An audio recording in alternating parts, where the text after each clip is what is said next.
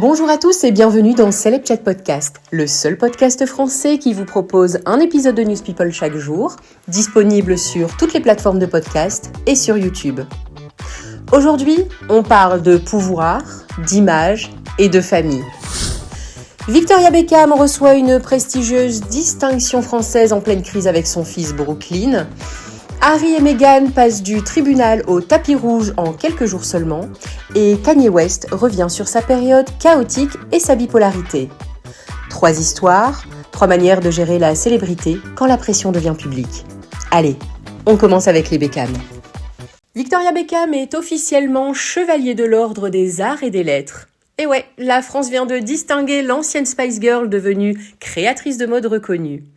C'est Rachida Dati, la ministre de la Culture, qui lui a remis cette décoration le 26 janvier, saluant une icône mondiale et une griffe en constante évolution. Bon, et il faut le dire quand même, son parcours est assez impressionnant. Passer de la pop culture des années 90 à une marque de mode installée, respectée, structurée, ce n'est pas juste un coup marketing. Sa ligne de beauté s'est même développée, son image s'est raffinée. Et elle s'est quand même imposée dans un univers où la crédibilité ne se donne pas facilement. Lors de la cérémonie, Victoria a tenu un discours très calibré mais élégant. Elle a rappelé sa fierté d'être britannique, tout en soulignant que la France considère la mode comme une forme d'art à part entière. Elle a bien sûr remercié la ministre, ses partenaires et surtout David, qu'elle a appelé son investisseur initial. Petit clin d'œil très maîtrisé au couple business qu'ils forment tous les deux. David Beckham était évidemment présent et 3 de leurs 4 enfants aussi, Romeo, Cruz et Harper. Et évidemment, une absence s'est fait remarquer, on parle bien sûr là de Brooklyn, et on rentre dans la partie la plus délicate tout de même, parce que depuis plusieurs jours, je vous l'avais raconté, Brooklyn Beckham s'est exprimé publiquement sur Instagram. Il parle d'ambiance toxique, de dynamique familiale compliquée et affirme ne pas vouloir se réconcilier pour le moment avec ses parents. Il dit vouloir s'affirmer et ne plus se sentir contrôlé. Bon, c'est quand même fort, même très fort, quand on parle d'une famille aussi médiatisée. David, lui, a répondu de manière indirecte. Dans une interview sur CNBC, il a expliqué que les enfants doivent faire leurs propres erreurs, qu'il faut parfois les laisser apprendre seuls. Bon, un message apaisant ou une réponse stratégique, chacun interprétera. Ce qui est certain, c'est que pendant que la famille se fixure publiquement, les distinctions pleuvent. Souvenez-vous, David a été anobli récemment par la monarchie britannique et aujourd'hui, c'est Victoria qui est décorée par la France. Un power couple quand même ultra récompensé, mais dont l'équilibre familial semble aujourd'hui plus fragile que jamais. Et c'est peut-être ça, la vraie histoire. Quelques jours après son témoignage chargé d'émotions au tribunal contre le Daily Mail, le prince Harry a fait une apparition au Sundance Film Festival. Timing intéressant. Lors de son procès, Harry dénonçait l'intrusion de la presse dans sa vie privée, parlant d'une expérience horrible et affirmant que la vie royale avait été un calvaire pour Meghan. Et presque immédiatement après, le couple apparaît sur un tapis rouge pour présenter leur documentaire Cookie Queens, produit par leur société Archwell. Le film suit des Girl Scouts américaines pendant la saison de vente de cookies, un sujet doux, familial.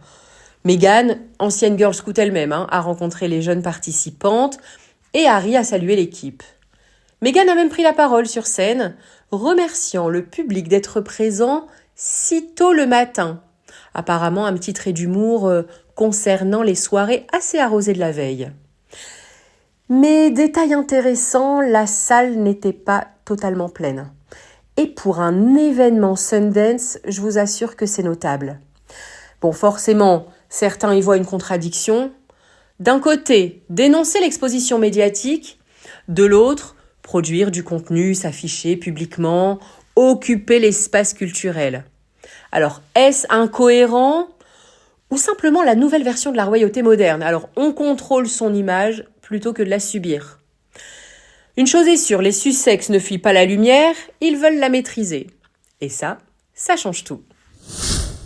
Et on termine avec Kanye West. L'artiste a publié une lettre d'excuse dans le Wall Street Journal, revenant sur une période de 4 mois qu'il décrit comme un épisode maniaque intense en 2025. Il parle de comportements impulsifs, de décisions extrêmes, de perte de contact avec la réalité. Il explique qu'une ancienne blessure au lobe frontal, due à un accident de voiture, combinée à son trouble bipolaire, aurait influencé ses réactions. Ce qui est frappant dans sa prise de parole, c'est le ton. Il décrit cette sensation de toute puissance que peut provoquer la manie. Cette impression d'être lucide, invincible, alors qu'en réalité tout s'emballe. Il affirme aujourd'hui suivre un traitement, une thérapie et vouloir canaliser son énergie vers un art positif. On reste ici sur le parcours personnel, sur la montagne russe d'un artiste qui fonctionne à l'extrême. Et Kanye West, c'est ça depuis toujours. Un génie créatif, des décisions radicales et des ruptures brutales. La différence aujourd'hui, c'est qu'il parle de santé mentale ouvertement et il met des mots sur le chaos. Et puis il prépare un nouvel album intitulé Bully. Alors reconstruction, nouvelle stratégie, peut-être les deux. Avec lui, tout est toujours spectaculaire, même la remise en question. Victoria Beckham honorée pendant que sa famille se divise, Harry et Meghan entre tribunal et projecteur, Kanye West entre chaos et renaissance. La célébrité ne protège pas des tensions, elle les amplifie. Mais une chose est sûre, dans le monde des stars, l'image continue d'avancer, même quand les coulisses tremblent. C'était Celeb Chat Podcast, le seul podcast français qui vous propose un épisode de News People chaque jour, disponible sur toutes les plateformes et sur YouTube. On se retrouve demain pour un tout nouvel épisode.